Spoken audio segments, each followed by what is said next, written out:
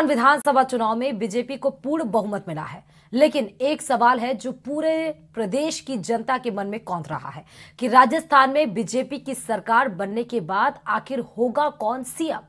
ये रिपोर्ट देखिए।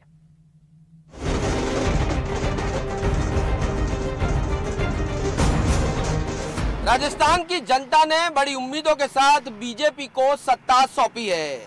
अब बीजेपी के सामने भी लोगों की उम्मीदों का पहाड़ है। विपक्ष में रहते हुए गरीब, किसान, महिला और युवाओं के मुद्दे पर हमलावर बीजेपी को न सिर्फ उनकी समस्याओं का समाधान करना होगा, बल्कि लोगों को यह एहसास भी कराना होगा कि कांग्रेस के मॉडल से कहीं बेहतर बीजेपी डिलीवर करने वाली पार्टी है। राजस्थान में बीजेपी ने ऐतिहासिक जीत हासिल की है। प्रदेश में राज बदल गया। सीएम अशोक गहलोत ने राज्यपाल को इस्तीफा दे दिया और जल्द ही बीजेपी के विधायक दल की बैठक होगी। लेकिन सबसे बड़ा सवाल है कि विधायक दल का नेता कौन चुना जाएगा, प्रदेश के सिंहासन पर कौन विराजमान होगा और किसका राज तिलक होगा, क्योंकि बीजेपी ने प्रदेश का चुनाव बिना मुख्यमंत्री पद के चेहरे पर लड़ा था और बीजेपी इसे अपनी जीत का एक फैक्टर भी मान रही है और अब दिल्ली में इसको लेकर हलचल भी तेज हो गई है। एक तरफ दिल्ली बीजेपी कार्यालय पर जश्न का माहौल है, तो वहीं पीएम मोदी, अमित शाह, जेपी नड्डा इसको लेकर रणनीति बनाने में भी जुटे हैं। इन सब के बीच प्रदेश की राजनीति में कुछ नाम सबसे ज्यादा चर्चा में हैं। वो है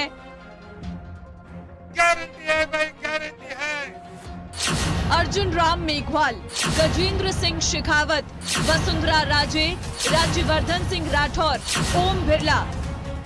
ये 5 नाम अभी प्रदेश में सीएम पद के लिए सबसे अधिक चर्चा में हैं और क्यों है ये भी आपको बताते हैं। बात अर्जुन राम मेघवाल की करें तो 3 बार के सांसद हैं, बीजेपी के बड़े दलित नेता हैं, संकल्प पत्र समिति के अध्यक्ष रहे, पारंपरिक वेशभूषा से अलग पहचान, साइकिल से संसद भवन जाते हैं, पीएम के विश्वस्त नेताओं में से एक है। इसमें एक बड़ी बात और है कि बीजेपी ने अर्जुन राम मेघवाल को किसी भी सीट से चुनाव नहीं लड़ाया है, लेकिन वो सीएम पद की रेस में शामिल है। वहीं गजेंद्र सिंह शेखावत की बात करें तो राजस्थान में अच्छी पकड़ है। जोधपुर लोकसभा से सांसद हैं, शेखावत जल शक्ति मंत्री हैं। लेकिन शेखावत ने भी खुद चुनाव नहीं लड़ा है, लेकिन माना जा रहा है कि अगर बीजेपी उन्हें सीएम बनाती है तो करणपुर सीट पर होने वाले चुनाव में उन्हें उतारा जा सकता है, क्योंकि करणपुर सीट पर कांग्रेस प्रत्याशी का निधन हो गया था और वहां चुनाव नहीं हुआ है। बात अगर वसुंधरा राजे की करें तो 2 बार प्रदेश की सीएम रही, प्रदेश की सबसे प्रिय नेता है, 5 बार विधायक रही हैं, 5 बार लोकसभा सांसद रही हैं, ग्वालियर राजघराने की बेटी है, धौलपुर राजघराने की बहू है। वसुंधरा ने प्रदेश के नेताओं में सबसे अधिक 35 रैलियां और 2 बड़े रोड शो किए हैं, कई बागियों की समझाइश भी की है, लेकिन इस बार स्पेस जाहिर नहीं किया है। बात राज्यवर्धन सिंह राठौर की करें तो जयपुर ग्रामीण से सांसद हैं, कोटवाड़ा सीट से जीत हासिल की है, 50,000 से अधिक वोटों से जीते। 2013 में राजनीति में प्रवेश किया था, 23 साल तक सेना में सेवाएं दी। 2 महारानियों के बीच में, एक महारानी और एक राजकुमारी के बीच में जंग है। हालांकि सिद्धि कुमारी भी जीती है, वो भी राजकुमारी है, और कल्पना राजे भी जीती है, वो भी राजकुमारी है। लेकिन मुझे लगता है कि राजस्थान की जो आबो हवा है उसमें 2024 को देखते हुए बहुत महत्वपूर्ण, क्योंकि सेमीफाइनल है तो फाइनल के लिए कोई मजबूत टीम उतारी जाएगी और उसमें अगर कोई दलित कार्ड खेला जाता है तो मदन दिलावर और अर्जुन राम मेघवाल या वर्तमान सीपी जोशी या ओम बिरला भी हो सकते हैं, और एक और भी जो कहते हैं कि किसी को भी मुख्यमंत्री बना देते हैं। तो जिस तरीके से हमने गुजरात में देखा, पहली बार के मुख्यमंत्री तो नौक्षम चौधरी जो सबसे कम उम्र की है, 28 साल की है, वो भी राजस्थान में एक नया इतिहास लिख सकती है कि दलित वर्ग से भी है, हाईली एजुकेटेड भी है, और उन्होंने जाहिदा खान को, जो तैयब हुसैन की सियासी बागडोर को संभाल रही थी, उनको उनके घर में पटकनी दी है। दोनों बेटों को प्रधान बनाने के बावजूद उनके घर में चुनौती दी है। तो क्या पता एक नया गुल खिल जाए कि पुष्कर सिंह धामी हार गए थे तो भी मुख्यमंत्री बना दिया था, तो क्या पता नौक्षम चौधरी की भी लॉटरी लग जाए। लेकिन दिया कुमारी मुझे लग रहा है सब पर भारी नजर आए। राज्यवर्धन सिंह राठौर ने कांग्रेस के अभिषेक चौधरी को मात दी है और सीएम की रेस में भी है। वहीं ओम बिरला कोटा दक्षिण से 3 बार विधायक रहे, 2 बार के सांसद रहे। बिरला अभी 17वीं लोकसभा के अध्यक्ष हैं। फिलहाल बीजेपी में अब सीएम फेस को लेकर कवायद शुरू हो चुकी है और विधायक दल की बैठक जल्द होने वाली है। बीजेपी आलाकमान पर्यवेक्षक जयपुर भेजेंगे और विधायकों की राय पर सीएम का नाम तय होगा, जिसके बाद पार्लियामेंट्री बोर्ड नाम तय करेगा, जिसका सबको इंतजार है। राजस्थान में मुख्यमंत्री का ताज किसके सर बंधेगा, इसको लेकर बीजेपी ने कवायद तेज कर दी है। जयपुर से लेकर दिल्ली तक मंत्रणाओं का दौर जारी है। हालांकि मुख्यमंत्री का नाम आम सहमति से ही तय होगा, लेकिन जिसका भी नाम तय होगा उसे साल 2024 में लोकसभा चुनाव में राजस्थान फतेह करने की बड़ी गारंटी देनी होगी। कैमरा पर्सन नवीन के साथ सौरभ गृहस्थी, न्यूज़ 18 राजस्थान, जयपुर। और संसद के शीतकालीन सत्र का आज दूसरा दिन है। शीतकालीन सत्र के दूसरे दिन हंगामे के भी आसार नजर आ रहे हैं, लेकिन पहले दिन भी ध्यान रखना चाहिए कि 12 बजे तक संसद की कार्यवाही स्थगित कर दी गई थी, क्योंकि संसद के अंदर तमाम सांसद लोग होर्डिंग लेकर चले आए थे, जो बिल्कुल ही संसद की कार्यवाही के विरुद्ध था। लेकिन आज भी दूसरे दिन भी हंगामे के आसार नजर आ रहे हैं। क्यों आ रहे हैं वो आपको बता देते हैं। दरअसल तृणमूल कांग्रेस यानी टीएमसी की सांसद है महुआ मित्रा, जिनके निष्कासन संबंधी रिपोर्ट आज लोकसभा में पेश की जाएगी और जिसको लेकर ये भरोसा जताया जा रहा है या फिर अंदेशा लगाया जा रहा है कि आज भी संसद की कार्यवाही सिर्फ और सिर्फ हंगामे के भेंट ही चढ़ती हुई नजर आएगी। महुआ मोइत्रा के मुद्दे पर सोमवार को लोकसभा में जमकर भी हंगामा हुआ था, जो तस्वीरें भी हमने आप तक पहुंचाई थी। विपक्ष के सांसदों ने इस मुद्दे पर चर्चा की मांग की। इसके अलावा 3 नए बिल स्टैंडिंग कमेटी में गए। Indian panel code, code of criminal procedure और इंडियन एविडेंस एक्ट। कांग्रेस इन तीनों बिल का सदन में विरोध कर सकती है। इन तीनों बिल पर बहस के लिए लोकसभा और राज्यसभा में 15-15 घंटे अलॉट किए जाएंगे और उसके बाद 15-15 घंटे जब अलॉट कर दिए जाएंगे, जिसमें डिस्कशंस इन तीनों मुद्दे पर होगा। कांग्रेस संसद में सीसी बिल का भी यानी कि इलेक्शन कमीशन बिल का भी विरोध कर सकती है और इस पर बहस के लिए 6-6 घंटे दोनों सदनों में अलॉट किए गए हैं। तो आपको बता दें कि ये तमाम 4 ऐसे मुद्दे हैं, ये 4 ऐसे मुद्दे हैं जो आज लोकसभा इन 4 मुद्दों पर फिर से हंगामे की भेंट चढ़ सकती है।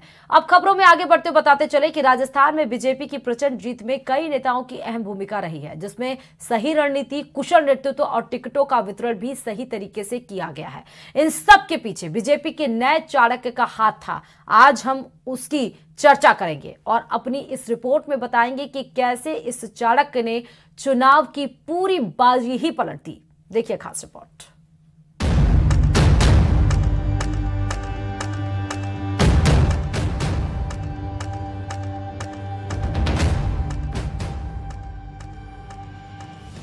राजस्थान में बीजेपी ने बम्पर जीत दर्ज की है।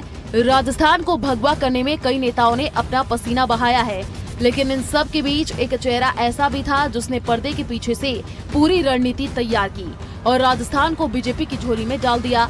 वो कोई और नहीं, बीजेपी के अध्यक्ष जेपी नड्डा थे। ये जेपी नड्डा का ही करिश्मा था कि राजस्थान के साथ साथ मध्य प्रदेश और छत्तीसगढ़ में भी कमल खिला है। बीजेपी की 3 राज्यों में प्रचंड जीत ऐसी ही नहीं हुई है। इसके पीछे जेपी नड्डा ने मेगा प्लान बनाया था, क्योंकि राजस्थान में तो बीजेपी कई खेमों में बटी हुई थी। गुटबाजी के भंवर में फंसी बीजेपी को एकजुट किया, साथ ही सामूहिक नेतृत्व में चुनाव लड़ने का अहम निर्णय भी लिया। राजस्थान के कार्यकर्ताओं को सम्मानना और उस सम्मानने के साथ साथ हर छोटी बड़ी मीटिंग को बहुत व्यवस्थित रूप से लेना और छोटी मीटिंग हो चाहे बड़ी मीटिंग हो, एक मैसेज देना और उसके बाद जो कार्यकर्ताओं में उत्साह का संचार हो जाता है। मैं लगातार उनको सुनता हूं, देखता हूं और मेरे को जब भी मैं उनका भाषण और उनका बौद्धिक सुनता हूं, उद्बोधन सुनता हूं, तो हर बार उसमें एक नई ऊर्जा होती है। एक बार माउंट आबू में उन्होंने एक वाक्य काम में लिया था कि हवन में जो सामग्री है वो जब डलती है तो मैं समझता हूँ वो खुशबू आती है, और वो खुशबू के नाते उन्होंने पूरे राजस्थान को महकाया, और उसका परिणाम है कि आज हम भारतीय जनता पार्टी की राजस्थान में यहाँ एक बहुत जोरदार बहुमत के साथ सरकार बनाने जा रहे हैं। हमारा पूर्ण बहुमत है, 115 हमारी सीटें पूर्ण बहुमत से जीत करके भारतीय जनता पार्टी की सरकार बनी है।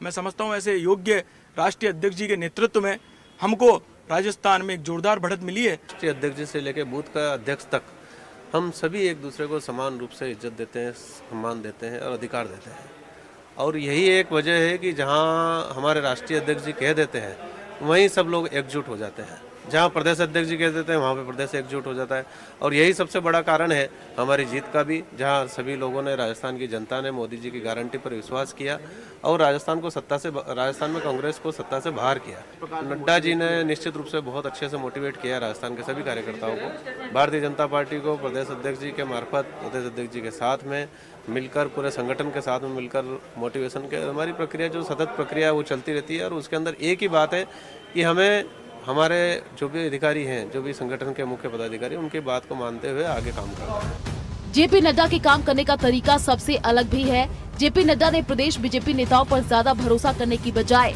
अपने कार्यकर्ताओं पर विश्वास किया। नड्डा ने कार्यकर्ताओं को सकारात्मक सोच, कमल के फूल को चेहरा, मोदी सरकार के काम, बूथ मैनेजमेंट के जरिए जीत का मंत्र दिया। भारतीय जनता पार्टी एक लोकतांत्रिक संगठन है, और भारतीय जनता पार्टी के अंदर अध्यक्ष का बहुत ही बड़ा रोल होता है।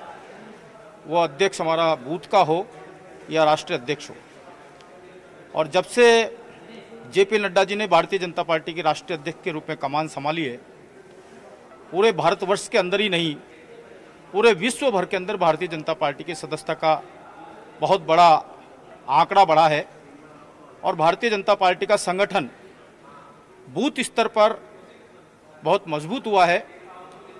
रही बात इस चुनाव की,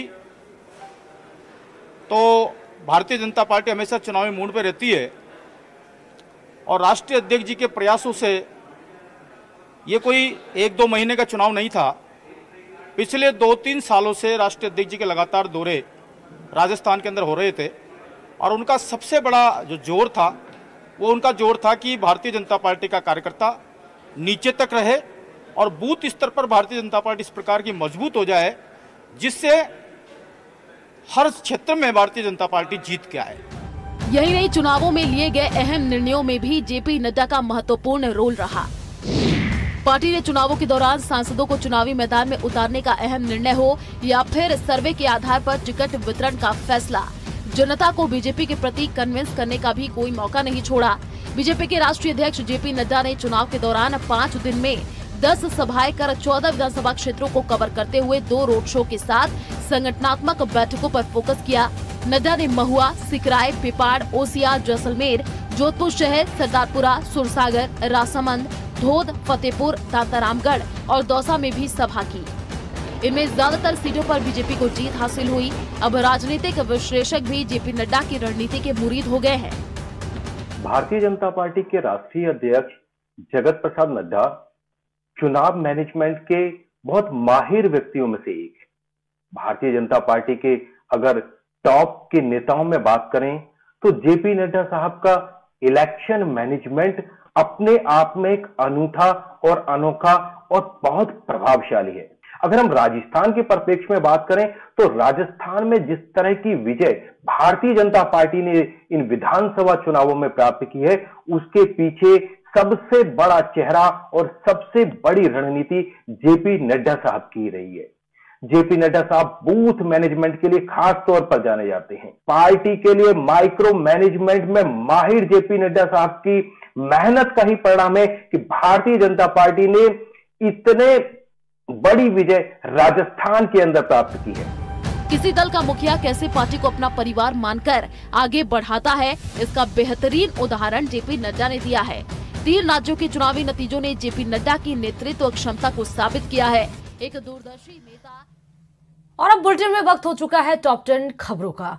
बीजेपी में सीएम के चेहरे को लेकर जयपुर से दिल्ली तक हलचल तेज हो चुकी है। सीपी जोशी और अरुण सिंह ने शाह और नड्डा से मुलाकात की है। सीएम की रेस में शेखावत, वसुंधरा राजे, राज्यवर्धन सिंह राठौर, ओम बिरला और बाबा बालकनाथ हैं। वसुंधरा राजे की डिनर डिप्लोमेसी। 24 से ज्यादा विधायक वसुंधरा राजे से मिलने उनके आवास पहुंचे। करीब 70 विधायकों को कॉल करके बुलाया गया था। हार के कारणों की समीक्षा करेगी प्रदेश कांग्रेस। आज सुबह 11 बजे होगी विधायक दल की बैठक। पार्टी विधायकों से लेगी चुनाव नतीजों का फीडबैक।